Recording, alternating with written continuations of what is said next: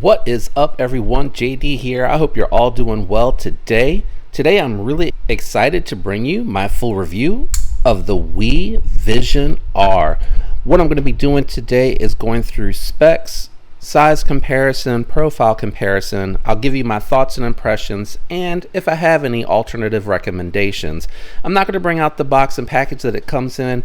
If you're familiar with Wii, you know it's a double-sided pouch that looks very similar to a Civivi pouch, and it comes in a very nice box, very nice packaging. Let's go ahead and run through the specs really quick on this knife. It is a 3.5 inch 20 CV reverse tanto with 4.4 inch titanium handles. Overall length 7.95 inches, really nice size for EDC. Overall claimed weight is 3.6 ounces, and we'll go ahead and grab the scale and bring that on out here to give that away. So right on the money, 3.6, the claimed weight matches very well. All right, let's go ahead and run through the size comparisons for this particular knife. We'll do first just overall size. I'm going to say bringing out the budget knives just because I feel like with this particular knife, you really probably are going to be pretty good with the references that I'm going to give you here in a moment. So first up is going to be the Spyderco Yojimbo 2, which is similar in size to the Para 3. You can see that the Vision R is a little bit longer than the Yojimbo 2. Next, we'll bring out the Spyderco Shaman. There you go. Shaman, also very good representation of the PM2. You can see the Shaman just a little bit bigger overall. I think it's a 8.01 inch and this is a 7.95, so they're really close. This is definitely more a full-sized knife. Let's go ahead and bring out the Benchmade Bug Out and the SIG K320 by Hogue. And there you can see it is roughly the same size as the Hogue and bigger than the Benchmade Bug Out, but it does have the same design philosophy of being more friendly EDC sized like the Bug Out is. All right, let's go ahead and get these out of the way and we'll do a quick profile comparison. All right, so first we'll bring the Bug Out back out here because I think this is going to be one that's going to interest you most. As you can see here, it is just a little bit thicker than the Bug Out is. I think I have them lined up. Sorry, I was concentrating. I think it is just a little bit bigger. I think they're pretty lined up there. And then we'll bring out the Yojimbo 2, which is the same as the Para 3. And you can see these are identical in thickness. Let me go ahead and jump into my thoughts of this particular knife. This knife here is a very interesting model from Wii. It's a SNCC design. I think I'm saying that. I think I've heard people say SNCC and I've heard people say SNCCs. It is a very cool design. So I watched on another review that I've actually watched a ton of reviews in addition to carrying and handling this knife myself.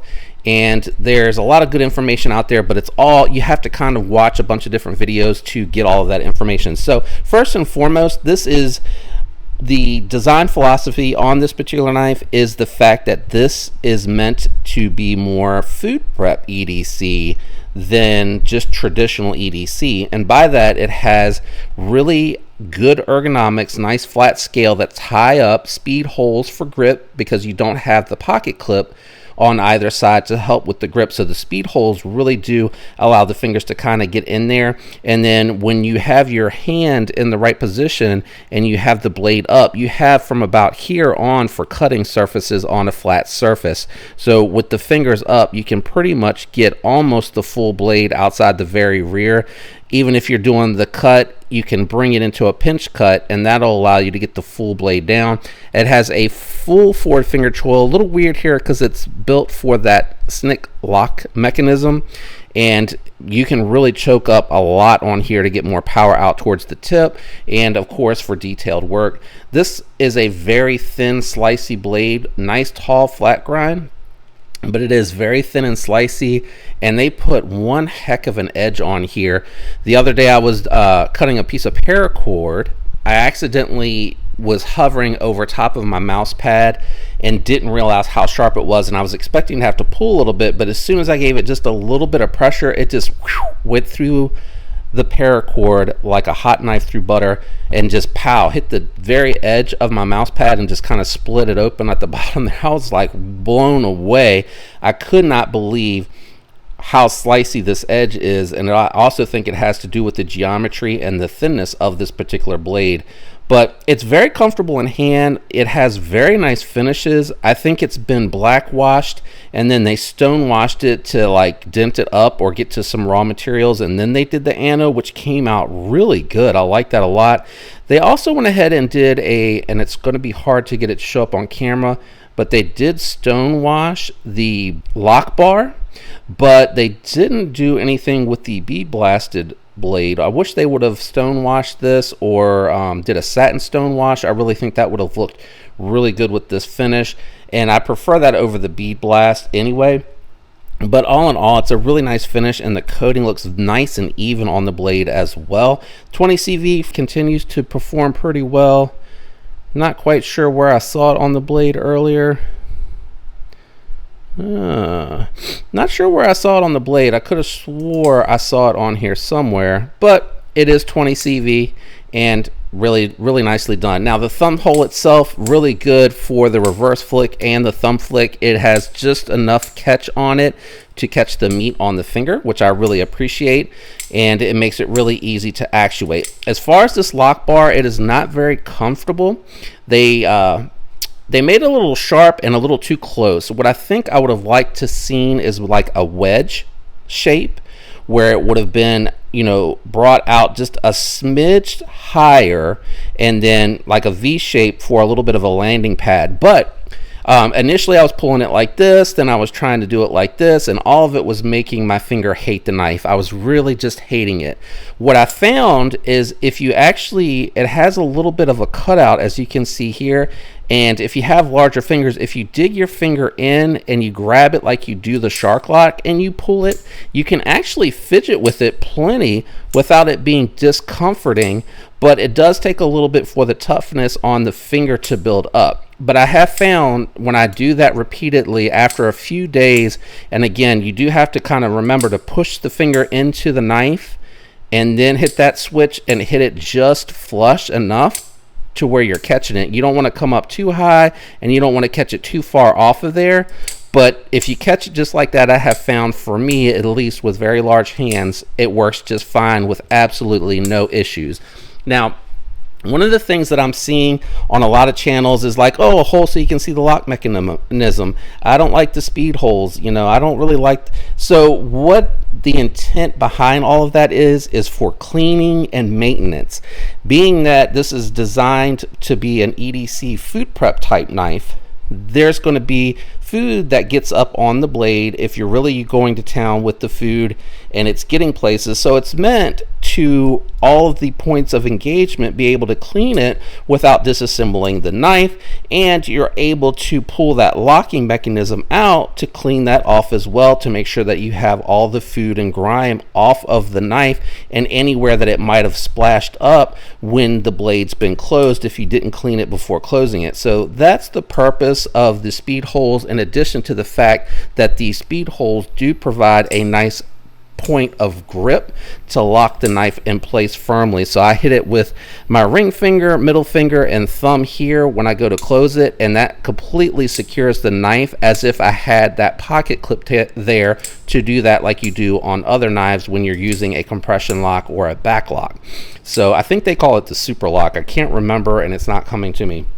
The other thing that people are complaining about is this pocket clip being on the back and not on the side. I actually like the fact that it keeps it nice and thin. It does catch a little bit funny in the front pocket, but if you have cargo shorts or if you throw this in the back pocket, it actually works really well. And I've also used my art company organizer to throw this in a back pocket on that pouch, and then a flashlight and a pin in the front, and it works really well. It catches right where he has the hem on that organizer, so it works really well in that regard.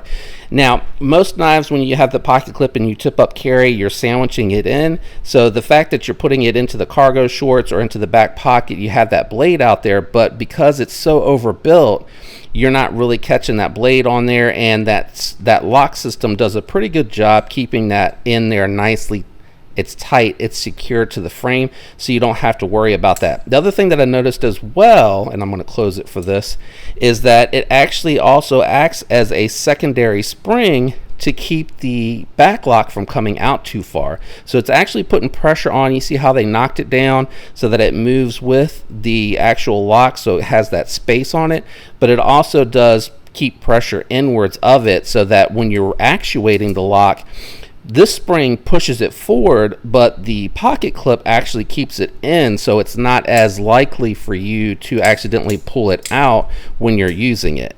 So that's just something that I've observed in handling and carrying the knife. I really like this one a lot. I think it's unique enough to where I wouldn't say you want to take anything else into consideration, right? It has a sheep's foot blade.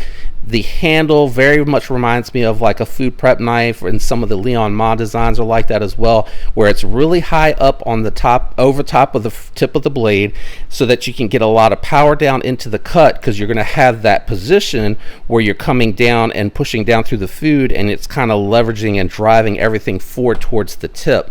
So it is an EDC knife and something that you can very easily use as an EDC knife, but it's not going to be quite the same as what most people are comparing the lock to, not necessarily the knife to, is going to be the Shark Lock from Demco. This is very different. This is meant for power cutting and pushing straight through evenly, and you can get out on the tip to do draw cuts, but as far as food prep, the handle position is not really geared towards driving down and forward into like a cut like for food prep. It's more for utility purposes and for cutting.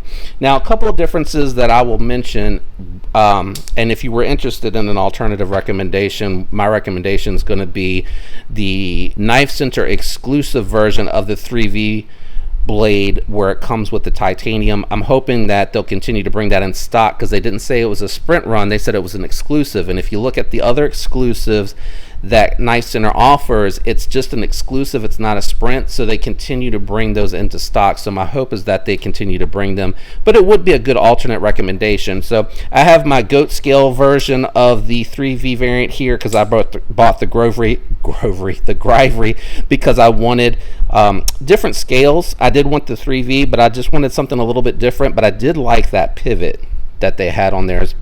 But you can see here the carry profile is very similar on these two knives. The lock mechanism is very different. Here I will say Demco's design's a little bit better, because he has the notch knocked out for the finger. As I mentioned, you want to dig in here. This notch to dig out here makes it more comfortable to actuate, and the spring and travel and everything is really compact. So your spring's right here, and it sits and rests on this actual standoff here, and then it has a little piece here to keep that spring from moving, and that's what keeps it in place. Now, the very similar thing here, as you can see, they raise up and they move, but the way that this one's built, it's not built to come out for cleaning, right? That's as far as it's designed to go, and that has to do with the other side of the springs pivot, where this the machining is.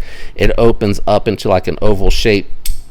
Now, I will say that does make this feel, it has a nice detent to it and very good action, but what I'll say is the way that this one's designed, this one feels a little bit more sloppy than the what did I say that was called? The Power Lock? I can't even remember. Super Lock. I think it's the Super Lock. This feels like it has a stronger detent the way that it's built, but this one is actually easier to manipulate than the Super Lock. So those are the differences between the two that I could think of, that I wanted to mention in this particular video, is that this one's harder to operate, or not harder, but a little bit tougher on the finger. And I'm sure it'll build up, but you got to remember to kind of dig down and in to get as much meat as you can down in between those scales. So a little bit more thought and effort goes into that, but this one here has a stiffer detent where it feels like it's not as sloppy. It ends up making it feel more crisp. All in all, it's a very recommendable knife. I have enjoyed carrying it. The fit and finish on it is really nice. I think it's cool that the Super Lock is a little bit different than the Shark Lock. And the landing pad, as I mentioned here, you could see that earlier where the finger goes in, and the landing pad and then jimping has a little bit of a different approach. They operate very similarly, but there are differences, and I could tell that there were different engineerings because the spring and the bar and the lock and everything is on this is just very different, and the philosophy of the design is very different. Demko's is clearly for a working EDC. It's meant to be used hard. This is a everyday carry food prep knife that could be used hard, but the design philosophy to me feels different. This feels a little bit more light to medium duty, whereas the Demko, even though it is smaller, feels more medium to heavy duty. So they kind of, to me, have different approaches. Even though this is 20 CV steel, while it is thin, it's still thick enough to be used hard, but it feels very, very different to me in hand and how everything's used. I personally really do like this pocket clip, especially when you're using it with an organizer or if you're throwing it in a back pocket or cargo shorts. I like it a lot. It works really well. Not as good in the pocket on regular pants, but I do wear like khaki shorts, so it goes in my pocket really well. If you enjoyed today's video, do me a favor, leave a like. If you're not subscribed, consider subscribing. I'd love to have you follow along as I can continue to bring the content to try to grow the channel. Thanks to all of you that are already subscribed and that have been following along and leaving comments. I really appreciate all the support and interaction. I really enjoy it. I hope all of you have a fantastic week, and until next time, peace.